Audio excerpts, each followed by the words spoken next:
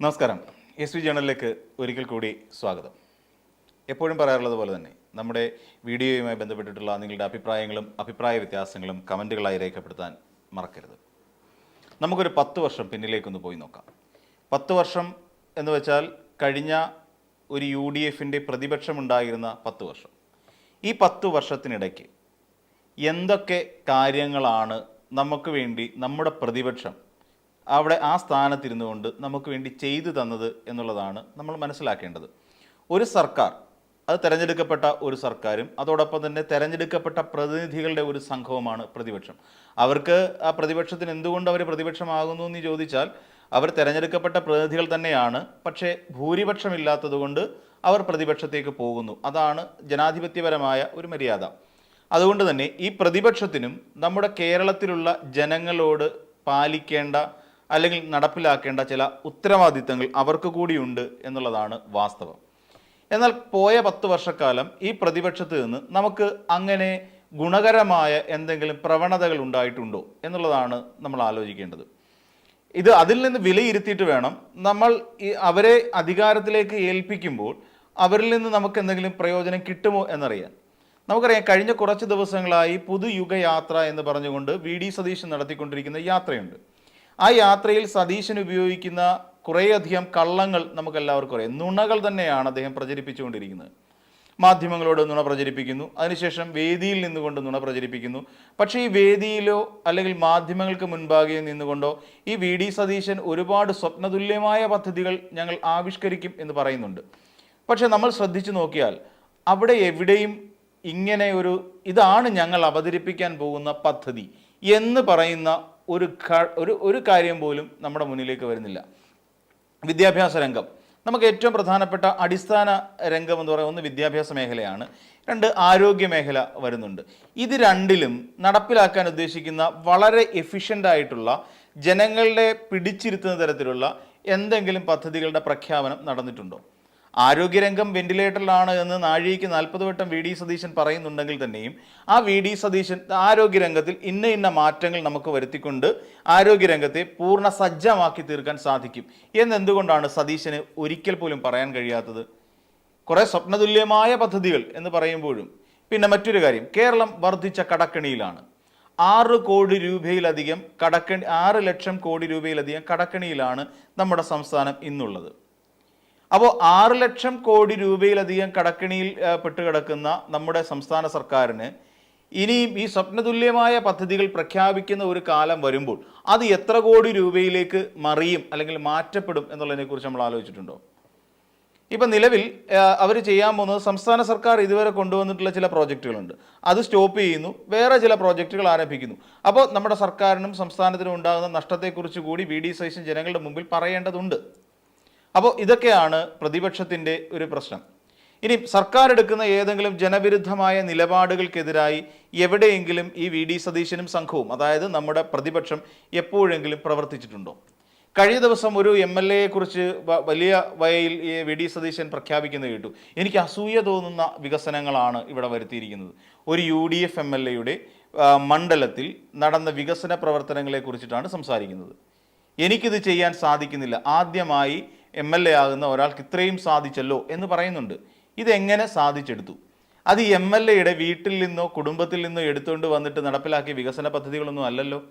അപ്പോൾ സർക്കാർ പ്രതിപക്ഷ MLAമാർ അല്ലെങ്കിൽ പ്രതിപക്ഷമെന്നോ ഭരണപക്ഷമെന്നോ ഒരു വ്യത്യാസവും വേർതിരിവോ ഒന്നുമില്ലാതെ എല്ലാ MLAമാർക്കും അർഹമായ പരിഗണന കൊടുത്തുകൊണ്ട് എല്ലാ മണ്ഡലങ്ങളിലേക്കും കൃത്യമായ വികസനം എത്തിക്കുവാൻ സർക്കാർ ശ്രമിക്കുന്നുണ്ട്, അല്ലെ ശ്രദ്ധാലുക്കളാണ് എന്നുള്ളതിൻ്റെ തെളിവല്ലേ VD സതീശൻ്റെ ആ ഒരു പ്രസംഗം? അപ്പം സതീശൻ പറയുന്ന നുണകൾക്കപ്പുറത്ത് സർക്കാർ കേരളത്തിൽ പ്രതിപക്ഷമെന്നോ ഭരണപക്ഷമെന്നോ വിവേചനമില്ലാതെ എല്ലാ മണ്ഡലങ്ങളിലേക്കും കേരളത്തിൻ്റെ ആകെ വികസനത്തിനായി നടത്തിക്കൊണ്ടിരിക്കുന്ന പ്രവർത്തനങ്ങൾ കണ്ടില്ല എന്ന് നമുക്ക് നടിക്കാൻ കഴിയില്ല എന്നുള്ളതാണ്. ഇനി ജനദ്രോഹപരമായ നടപടികൾക്കെതിരെ എപ്പോഴെങ്കിലും VD സതീശൻ്റെ നേതൃത്വത്തിലുള്ള ഒരു സംഘം അതിങ്ങനെ ആയാൽ നന്നായിരുന്നു എന്നുള്ള ഒരു രീതിയിൽ നിന്നുകൊണ്ട് ഒരു തിരുത്തൽ എവിടെയെങ്കിലും നടത്തിയിട്ടുണ്ടോ സർക്കാരിന് മേൽ? തിരുത്തൽ നടത്തിയിട്ടില്ല എന്ന് മാത്രമല്ല, ഏതൊരു പദ്ധതി വന്നിരുന്നാലും അതിനെ കണ്ണടച്ച് എതിർക്കുന്ന സമീപനമാണ് പുലർത്തി പോകുന്നത്. അത് തന്നെ നമ്മൾ പലയിടങ്ങളിലും കണ്ടതാണ്. വിഴിഞ്ഞം പോർട്ടിൻ്റെ കാര്യത്തിൽ നമ്മൾ കണ്ടതാണ്. വയനാട് തുരങ്കപാതയുടെ കാര്യത്തിൽ കണ്ടതാണ്. അതോടൊപ്പം തന്നെ ഈ നമ്മുടെ ദേശീയ പാത വികസനവുമായി ബന്ധപ്പെട്ട് കണ്ടതാണ്.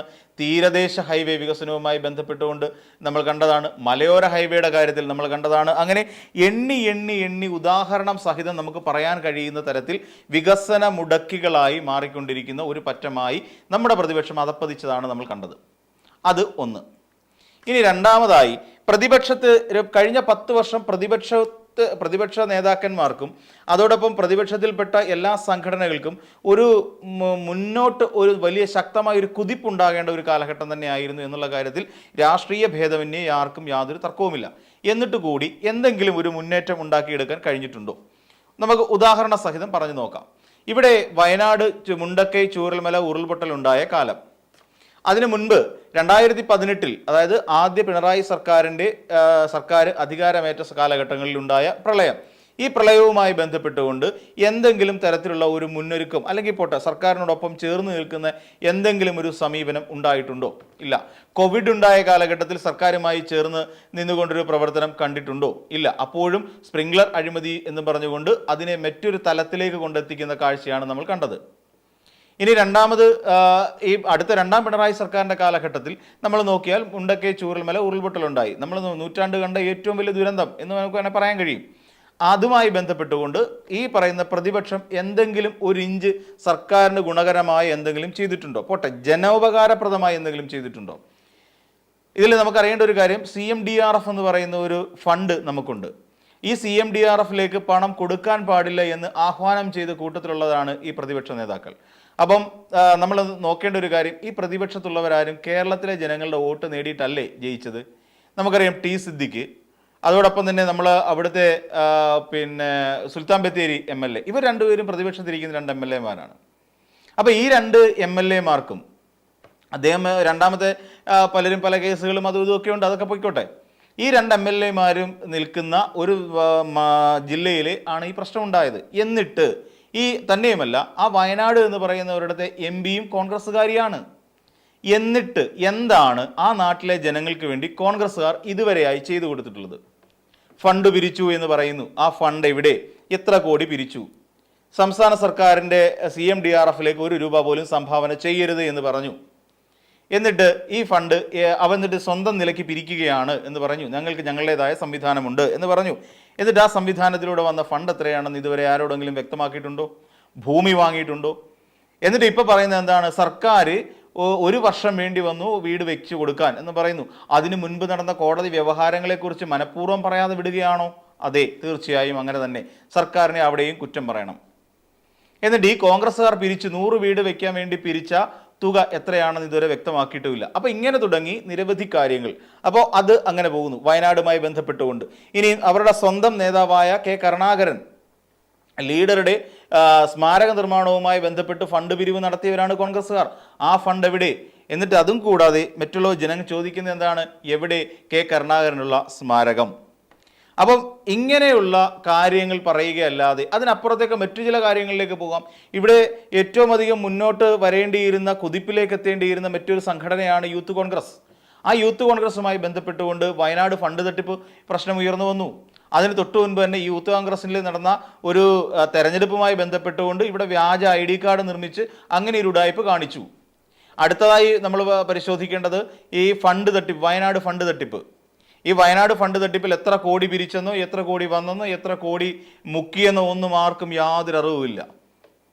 ഇതും കൂടാതെ ഇവരുടെ ആൾക്കാർ, അതായത് ഓരോ സമര പരിപാടികളിൽ പങ്കെടുക്കുമ്പോൾ അത് കരിങ്കൊടി കാണിക്കാൻ പോവുക, അതിന് ഇതിനെന്നൊക്കെ പറഞ്ഞിട്ട് പോകുന്ന ഈ യൂത്ത് കോൺഗ്രസ്സുകാരന്മാർക്ക് എന്തെങ്കിലും അപകടം പറ്റി ചികിത്സയിലാണെന്നുണ്ടെങ്കിൽ അവരെ ചികിത്സിക്കുന്നതിന് വേണ്ടിയിട്ടൊരു ഫണ്ട് പിരിവ് നടത്തും. ആ ഫണ്ട് പിരിവിൽ വെട്ടിപ്പ് നടത്തും. എന്നതിനപ്പുറത്തേക്ക് എന്തെങ്കിലും ഒരു മുന്നേറ്റം ഉണ്ടാക്കുന്ന രീതിയിലുള്ള ഒരു പ്രവർത്തനം കാഴ്ചവെക്കാൻ ജനങ്ങൾ കാണുമ്പോൾ കൊള്ളാം, യൂത്ത് കോൺഗ്രസ്സുകാർ സൂപ്പറാണ് എന്ന് പറയുന്ന തരത്തിലുള്ള ഒരു പ്രവർത്തനം, ജനകീയ അടിത്തറയുള്ള എന്തെങ്കിലും ഒരു പ്രവർത്തനം യൂത്ത് കോൺഗ്രസിൻ്റെ ഭാഗത്തു നിന്നുണ്ടായിട്ടുണ്ടോ? ഇല്ല. അതിന് യാതൊരു മാറ്റവും ഇല്ല. എന്നിട്ട് ഇപ്പോൾ പറയുന്നതാണ് ഞങ്ങളിവിടെ ഭരിച്ചു കഴിഞ്ഞാൽ ഞങ്ങൾ വേറൊരു തരത്തിലേക്ക് എത്തിക്കുമെന്നാണ് പറയുന്നത്. ഇനിയും നിങ്ങൾക്ക് എന്താണ് കേരളത്തിൽ ചെയ്യാനുള്ളത്? ഇതിനിടയ്ക്ക് പറഞ്ഞു ഉമ്മൻചാണ്ടിയുടെ കാലഘട്ടത്തിലാണ് ടെക്നോ പാർക്ക് തുടങ്ങിയെന്ന് വരെയുള്ള ഇത് പറഞ്ഞു. ഇവിടെ IT വികസനം കൊണ്ടുവന്നത് ഉമ്മൻചാണ്ടിയുടെ കാലഘട്ടത്തിലാണ് എന്ന് പറയുന്നുണ്ട്. പച്ച നുണയല്ലേ പറയുന്നത്? അത് ശരിക്കും E. K. നായനാരുടെ കാലഘട്ടത്തിലല്ലേ ഇങ്ങനെ ഒരു സംഭവം കൊണ്ടുവരുന്നത്?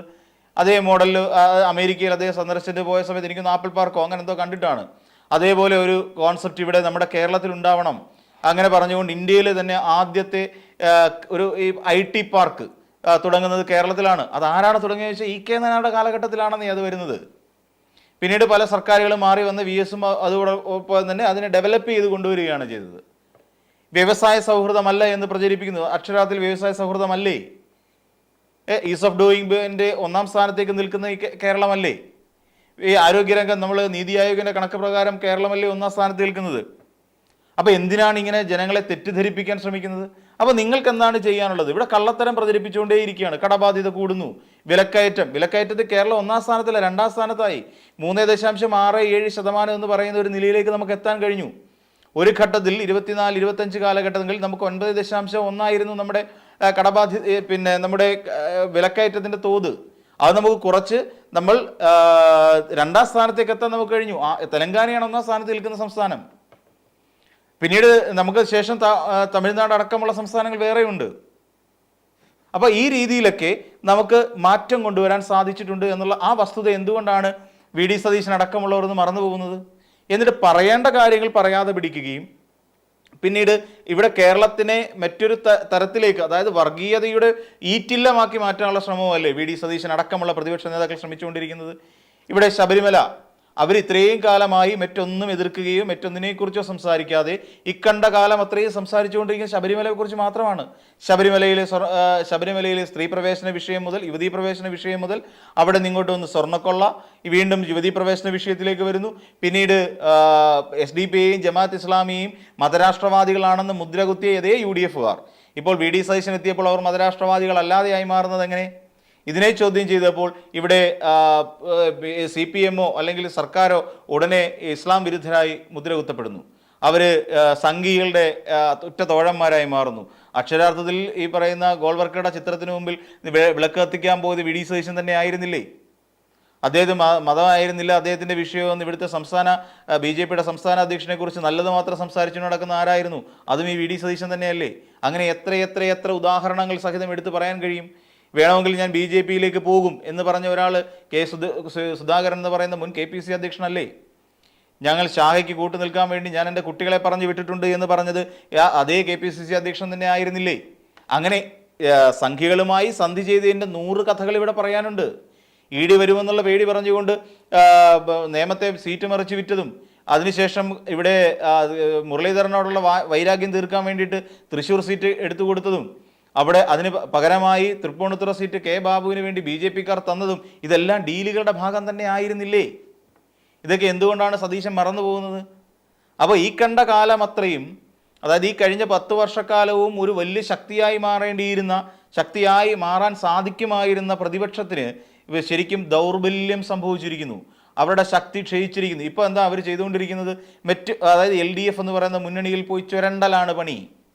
അവിടെ തള്ളിക്കളയപ്പെടുന്ന നേതാക്കന്മാരെ സ്വാംശീകരിച്ചെടുത്തുകൊണ്ട് അവർക്ക് സീറ്റുകൾ വാഗ്ദാനം ചെയ്തുകൊണ്ട് അവരെ നിലനിർത്താനുള്ള ശ്രമമാണ് നടത്തിക്കൊണ്ടിരിക്കുന്നത്. അല്ലാതെ വേറെ ഒന്നുമില്ല. പണ്ടൊരു സെൽവരാജ് എന്ന് പറയുന്ന ഒരാളെ അവിടെ നിന്ന് നെയ്യാറ്റിൻകരയിൽ നിന്ന് പൊക്കിയെടുത്തുകൊണ്ട് വന്നു. എവിടെ അയാൾ?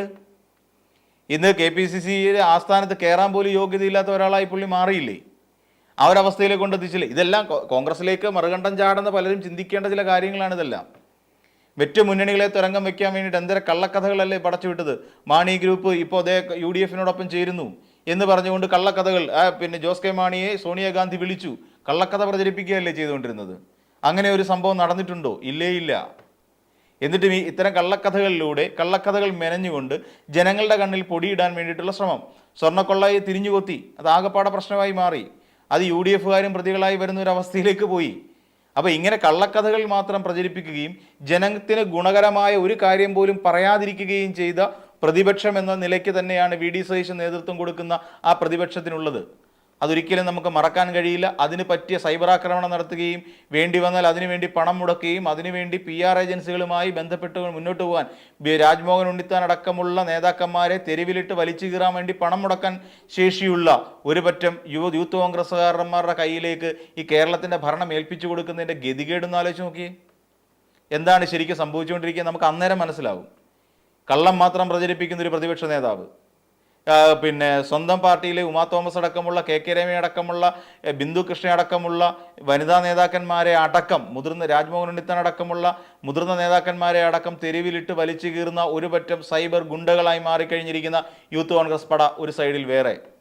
അപ്പോൾ അങ്ങനെ ഇത്രയും പേരെയും കൊണ്ടാണോ എൻ്റെ പൊന്നു സതീശൻ ചേട്ടാ ഈ പറയുന്ന കേരളം പിടിക്കാൻ ഇറങ്ങുന്നത്? ഒന്ന് സൂക്ഷിച്ചു വേണ്ടി. അധികാരം മാത്രം ലക്ഷ്യമുള്ളത് കൊണ്ട് മാത്രമാണല്ലോ ഞാൻ വനവാസത്തിന് പോകുമെന്ന് പറയുന്നത്. ഞാൻ അങ്ങ് രാഷ്ട്രീയ വനവാസത്തിന് പോകും ജയിക്കാൻ കഴിഞ്ഞില്ലെങ്കിൽ. ജയവും തോൽവിയും തെരഞ്ഞെടുപ്പിൽ പറഞ്ഞിട്ടുള്ള കാര്യമാണ്. തെരഞ്ഞെടുപ്പിൻ്റെ ഒരു അടിസ്ഥാന തത്വം അത് തന്നെയാണ്. പക്ഷേ മനസ്സിലാക്കേണ്ട ഒരു കാര്യം ഉണ്ടായിരുന്നു. വനവാസത്തിന് പോകലല്ല ഒരു യഥാർത്ഥ രാഷ്ട്രീയ പ്രവർത്തകൻ്റെ ജോലി. തെരഞ്ഞെടുപ്പിൽ തോൽവിയും ജയവും ഉണ്ടാകും. തോൽവി ഉണ്ടാകുമ്പോൾ വീണ്ടും ജയിക്കാൻ വേണ്ടി പരിശ്രമിക്കുക. അത് ജനങ്ങൾക്കിടയിൽ നിന്നുകൊണ്ടായിരിക്കണം ആ പ്രവർത്തനം എന്നുകൂടി സതീശൻ ഓർക്കേണ്ടതായിരുന്നു. വനവാസത്തെക്കുറിച്ച് 1000 ആവർത്തി എണ്ണി പറയുമ്പോൾ ഇതുകൂടി ഒന്ന് ചിന്തിച്ചാൽ മതിയാകും. അപ്പോൾ മറ്റൊരു വീഡിയോയുമായി നമുക്ക് വീണ്ടും കാണാം.